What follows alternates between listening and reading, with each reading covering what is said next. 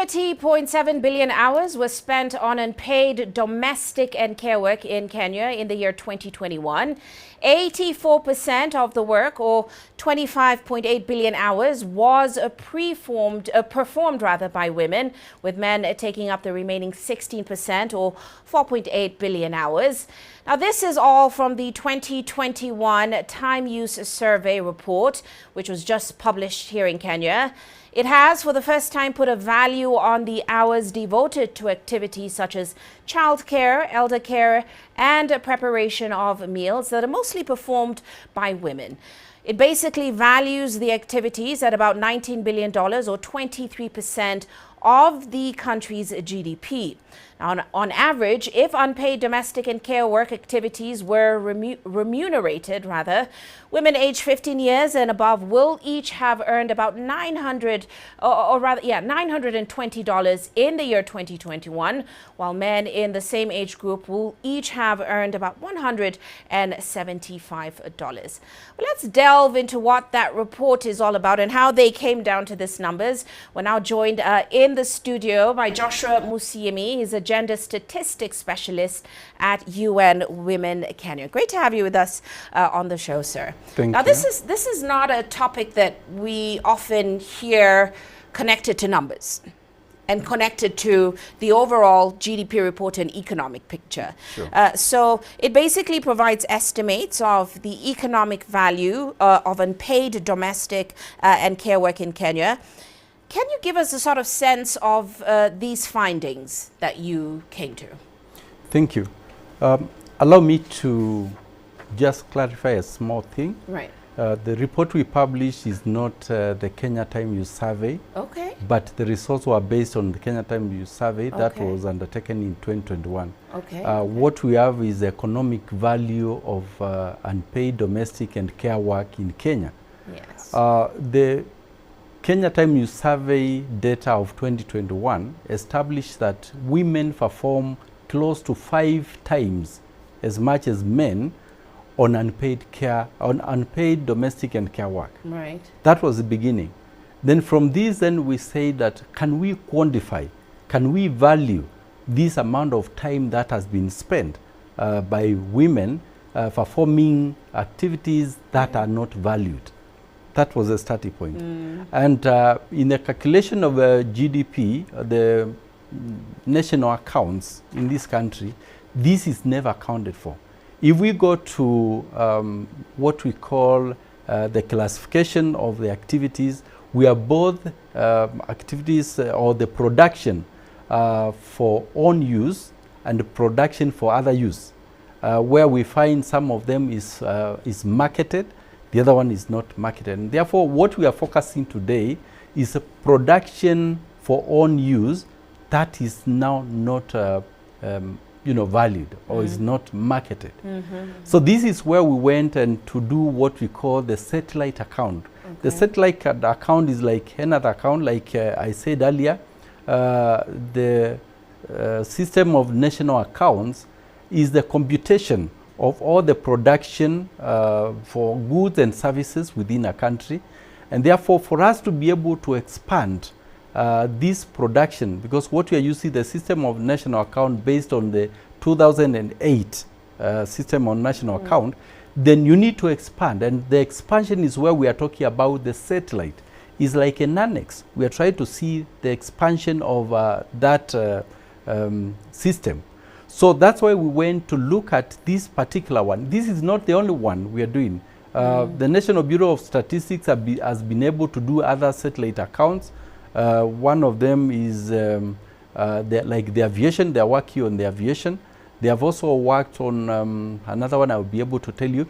And therefore, the household satellite account was basically trying to value the work that is undertaken, which is not quantified. Now, that is the background. And I have to ask the next question, because much like the informal sector, home care work and domestic work, how exactly do you quantify that? You know, what are the parameters which you use to determine and measure value in that space? Yes. Thank you. Like I said, out of the study that we did in 2021, the one you called the Kenya Time Use Survey, we established the number of hours spent on the unpaid domestic and care work. That was a starting point. And like I said, 5 times, and this for women, it was 4.5 hours, 4.3 hours, women performing domestic, unpaid domestic and care work, right, while men only took 54.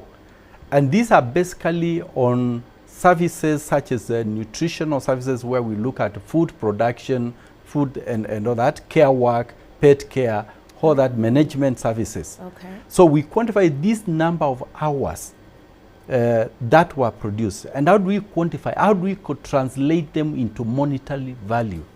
So this is what we are saying, and we are using, in the technical language, we are using the input approach. We are looking at how much this value of time, if we were to cost. For example, if you are performing unpaid care work at home, preparing meals, taking care of children and all that, we'll look at an equivalent of if someone, let's say the domestic servant or housekeeper, was supposed to do this and is paid. And we are saying that we use some generalized approach to impute the wage that would have been paid on this. So with the hours that you input, then we look at technical language here again, and I hope the audience will be able to follow. So far well with you. Yes, we are looking, there are 2 ways. Either you look at the opportunity cost, and the opportunity cost is assuming you and I were to prepare a meal. Right. And I will be looking at what do I forgo to prepare the meal. But we say this one may not be valued, because if I'm a specialist, or you are a doctor, or you are a journalist, and you are preparing a meal, your cost or your time you spend to do this will be higher. And yours and mine would vary. Maybe a teacher, a doctor, and someone else, it will vary. And therefore we use what we call the generalized approach, where we are using the cost or the wage if you are to pay a household help or a servant. So once you get that amount per hour, how much you would pay, then you multiply by the number of hours. And remember, we've said every woman performing this unpaid domestic and care work spends close to 4.5 hours. So we quantified all this number of hours for the population performing this particular task. And that's why we are getting the about 30.6 million hours. Right. And these million hours now we translated into monetary value. But I'm curious, all this value that you managed to calculate, where does this household satellite account go from here? How is it going to fill that gap? What next? Are we going to see you sending it to governments and them using it to, calculate their GDP numbers? Very, very good question. We went ahead and even calculated the value it will add to the GDP. Once we computed these hours and we gave monetary value, and this translated to about 2.2 trillion Kenya shillings. If we were to pay these services, if we were to pay this number of hours, it would cost 2.2 trillion Kenya shillings. And if you translate into terms of GDP, that would be about 23.1% of the current of the GDP at 2021. So what the question you ask is, what do we do with this information? We are saying that if the government was to impute, because the gross domestic product is the valuation of all the services and goods produced in a country by everyone, Mama Boga, someone working in the office, a farmer, and all that. When you compute all this, you put together. And therefore we are saying, let's also introduce or value the work that has been done by, unpaid care and domestic work, and put it also as part of the production, because it's service. So in this service now we are computing the hours. We are looking at the time factor of this service. Right. And this is what we are quantifying into hours. If we add into the GDP, then we are saying we'll increase the GDP. And I'll compare with other sectors, say agriculture, say, transport, manufacturing, and all that, you'll find the unpaid domestic and care work would come next to agriculture, which contributes close to about 24 to 25% of the country's GDP. Right. So this is a substantial amount of, service. If we put into the GDP, then it will expand our GDP by that much. I'd love to ask you, before I let you go, I'm curious about this. How does integrating this data into our GDP, how will it benefit women and also a few men in this space? Here we are looking at the opportunity cost. We are saying if we were to compensate the women, then there is empowerment here.